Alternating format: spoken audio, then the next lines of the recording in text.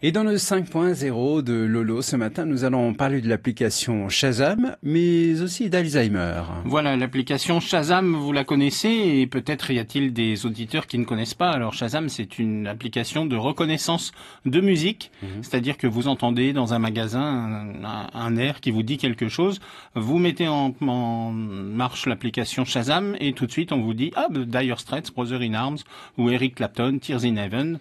Immédiatement donc on reconnaît le titre, le chanteur et ça s'affiche. Et alors ce qui s'est passé, c'est que le mois dernier, afin de sensibiliser les utilisateurs britanniques à la maladie d'Alzheimer, l'application Shazam a modifié le temps d'une journée son application mobile. Alors l'application se comportait alors comme une personne qui souffrait des syndromes de la maladie et avait du mal à se rappeler des titres recherchés.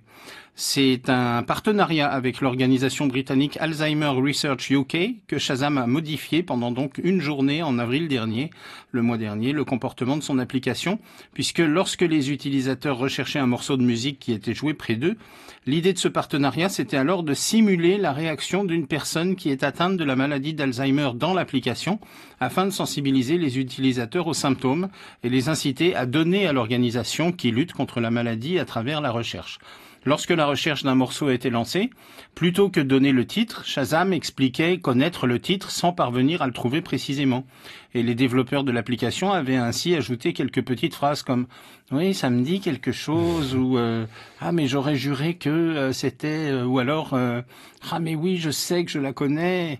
Et donc voilà, c'était des petites phrases qui apparaissaient comme ça. Et par ailleurs, après avoir finalement donné le titre du morceau, puisque bon, c'était quand même la finalité, Shazam affichait sous forme de publicité en bas de l'écran un lien vers l'organisation Alzheimer Research UK pour les inciter à faire une donation. Alors selon une vidéo faisant le bilan de cette campagne de sensibilisation, la campagne a permis d'afficher le lien en une journée plus de 2 millions de fois au sein de l'application Shazam, avec plus de 5000 visiteurs qui ont visité la page de la donation.